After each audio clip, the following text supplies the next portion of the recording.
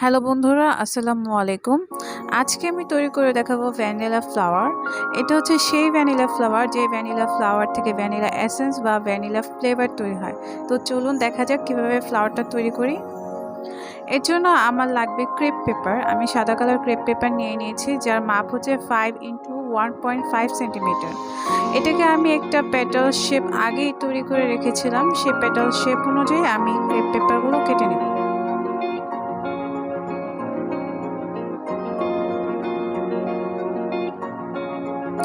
আমার টোটাল 5টা পেটালস লাগবে, তো আমি 5টাই একই শেপ অনুযায়ী কেটে নেব।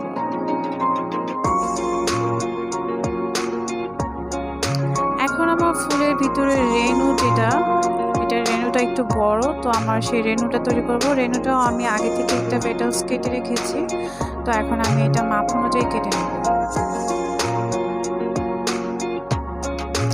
এই পেপারের মাপটা হবে 5 × 6 সেন্টিমিটার।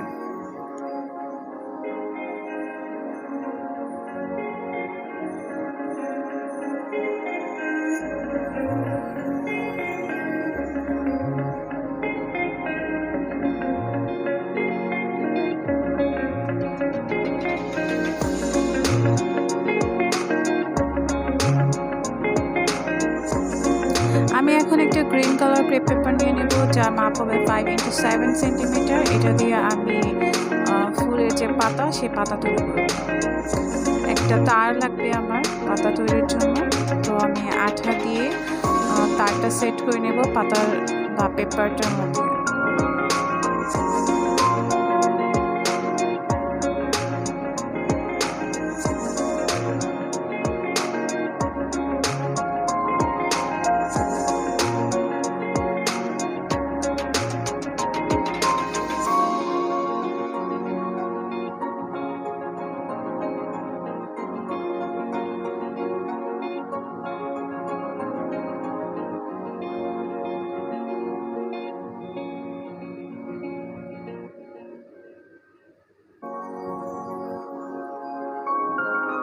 এখন আমি আরেকটা তার নিয়ে নিব, যে তারটা আমি রেনু সেট করব। এটাকে একটু আমার টেনে টেনে একটু শেপ দিতে হবে, কারণ হচ্ছে না হলে এটা ফুলের ন্যাচারাল ভাবটা মনে হবে না, তাই আমি একটু শেপ দিয়ে নিচ্ছি।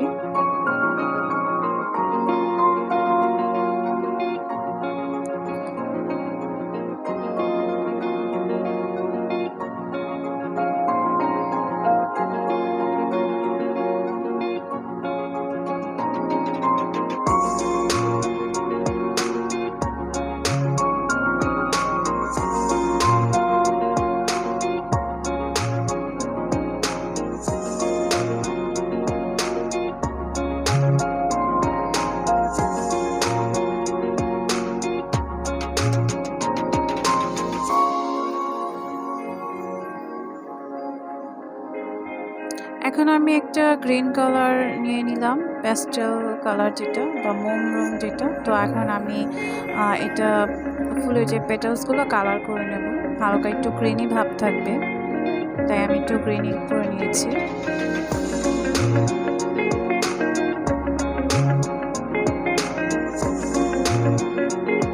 এখন আমি পেটালসগুলো একটু ভাঁজ করে তারপর হচ্ছে একটু কেচি দিয়ে টেনে টেনে শেপ দেবো, যাতে ফুলটার ন্যাচারাল একটা ভাব লাগে। তো সেই জন্য আমি একটু শেপ দিয়ে নেব।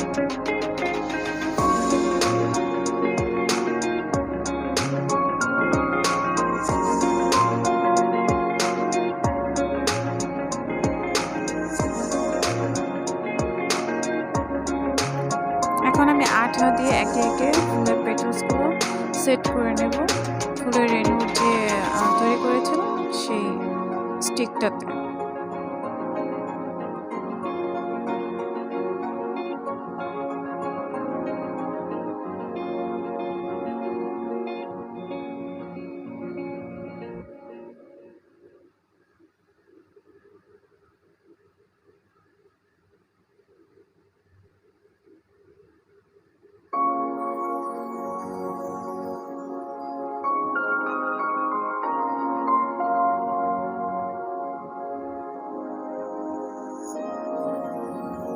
তৈরি হয়ে গেছে ফুলটা।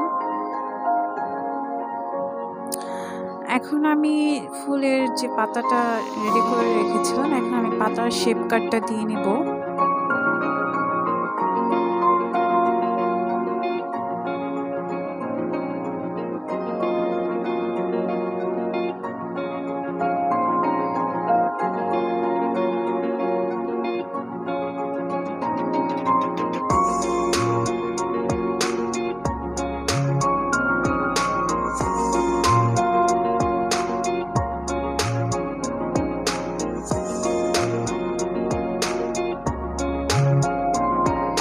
এখন ফ্লোরাল টেপ দিয়ে আমি পুরো ফুলের স্টিকটা প্লাস পাতাটা কাভার করে নেব।